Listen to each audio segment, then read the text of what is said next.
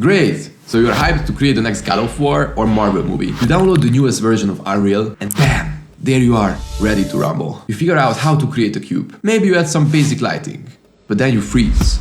But no worries. My man Unreal Sensei got you. You follow a 5-hour tutorial and you're amazed of how beautiful is the space you managed to create. You feel like you can create anything. After all, how hard could it be if I already managed to create this? You fall deeper and deeper into the rabbit hole of Unreal and 3D. You learn about characters, 3D modeling, texturing, rigging, animation, level design, lighting, rendering, blueprints, shaders, particle systems, simulation, cinematics. You get to burnout.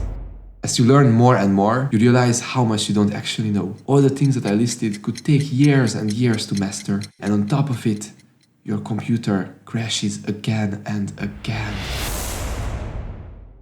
Heads up, soldier. I know how you feel. I've been there. You know, I've been doing this for a while now, and I realized that the secret to efficiency lies in speed and the right combination of tools.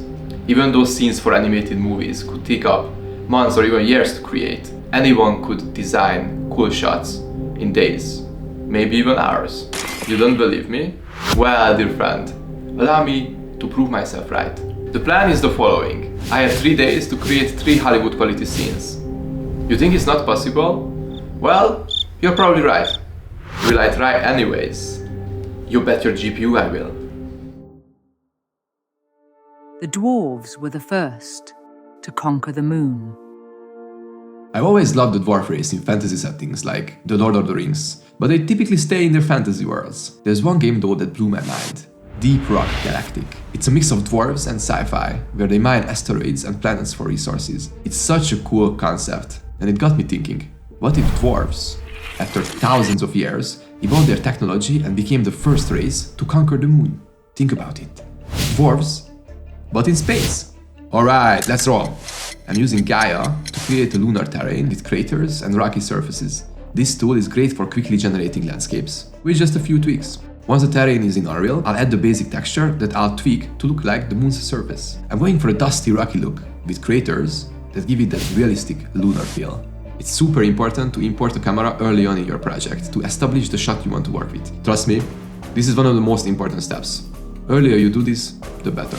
I want to create a darker and spookier scene that we will lit later with emissive materials and visual effects. Here's a quick tip for you.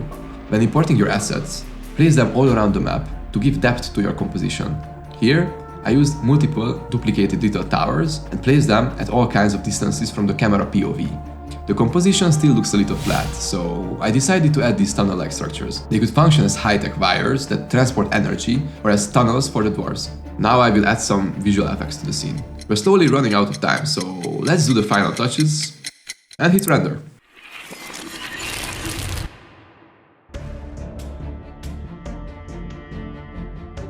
You know, for the first day, I'm actually pretty happy with how it turned out.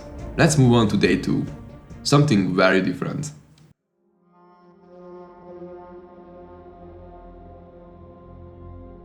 Day 2's inspiration comes from all the talk about AI. AI has been a hot topic for a few years now, affecting almost every industry. There are 2 main groups. Those who are terrified of losing their jobs, and those who are super excited about the potential it brings. I'm in the second group. I see it as an opportunity. That's why I decided that I will try out AI tools to create characters and animate them in my next environment, which will be a human museum for AIs. First, I'll import some stores, restaurants, and other interiors for the robots to look at. If you're using many high-resolution assets, like I do here, don't forget to convert everything to nanite, unless you'd use some additional heating in your home. For our main shot, I want to create a long corridor that passes through between the interiors, a little bit like in a mall. Now let's outline the environment with dark materials and add some LED lighting to give it that futuristic look. For the focal point, I'm adding a holographic human figure right in the middle of the composition, along with some text that adds some extra spice. With the hologram in place, let's go inside the stores and restaurants to adjust the lighting. I want each interior to feel alive, so I'm going through and setting up lights that match the environment. To add some life to our shot, I want to populate the scene with some robots. Pretty ironic, right? For the memes, I will create the robots with robots and then make them come alive by... aren't you a smart one? Yes, you guessed it! Robots! I'm using everyone's favorite AI overlord to create the concept art, mesh it to model, and mix some more to rig and animate them. I wanted to add another shot of this chill rooftop bar with my handsome robot butler. I named him Rob. However, unfortunately, since I'm running out of time, let's just hit render. Sorry, Robert.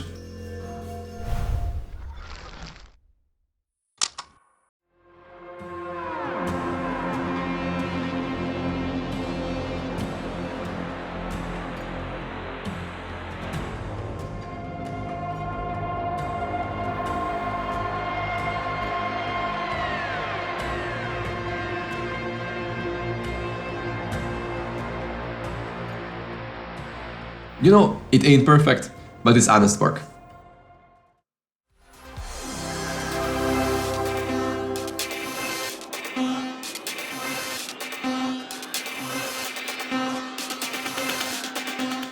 The inspiration of today's project came from quite an unexpected place. It came from a DJ set I saw on YouTube the other day. My go-to YouTube algorithm popped this masterpiece up. Ever since, I'm quite frankly in love with it. The attention to detail, the sophistication, and of course the vibes. Everything clicks. Anyways, my point is, I will create a DJ set as well. I feel confident to use a lot of animated characters in the scene. Let's get started by creating a basic mountain landscape in Gaia. Focusing on the form here. No textures yet, just shaping the land. Once I have the terrain, I'll import it into Unreal Engine and use a smart material to texture the landscape. I used smart materials before, but only for game environments and never for cinematic shots. But it should do just as well for movies, right? Right? I adjust the material to get the preferred effects. I set the POV of the first shot and start sculpting the landscape before kitbashing my assets. I import the second camera as well. Cool, we now have two pretty promising shots to start with. Let's import some cool structures. I don't want to waste too much time with kitbashing because we have a lot of animating to do later. So I will use two bigger buildings and some fences on the beach. To create them, I'm using procedural generating tools. It basically spawns the assets on a curve. I love this tool. It makes creating roads and similar structures super fun. After placing some additional assets, I want to establish another shot that will focus on the DJ. I will improvise a fast DJ set. Okay, let's change the materials on the speakers real fast. I think bamboo will be a perfect choice. Now, on to character creation. It is basically the same process as what we used yesterday. As I said, this will be a rave, and I want this to be a big one, which means I need to create a crowd. Of course, I don't intend to create 50 characters and then animate them one by one in Mixamo. Nope. First of all, we don't have enough time. Secondly, I'm way too lazy for that. But it's cool, since we only need to create a handful of them. Then just duplicate and position them in a way that breaks the repetition. Awesome! Look at that dancing. Alright, I'm satisfied with this shot for now. So, let's hit render. Fuck! No, this can't happen right now! Why are you crashing? 3 hours, 23 minutes, and 45.6 seconds later. Okay guys, I think I found the part that makes my computer crash. It was the landscape material. Turns out this one is not optimized for cinematics, only for games. The worst part is that I thought that the problem was having too many dancing characters in the scene. So I panicked and removed them from the scene to test the render without them. After that, I wasn't able to bring them back. So now I have only 1 hour and 20 or so minutes to create a new landscape and import, place and animate my character once again. Alright. Stop whining and let's rock. Let's just delete the landscape, import cinematic ocean. Okay, let's import these two gigantic mountain assets as well. Okay, onto the characters. Well, this was quite fast. Okay, I guess there's time for another shot with the DJ. Okay, put some characters to the back as well. And we're done. Okay, let's hit render fast.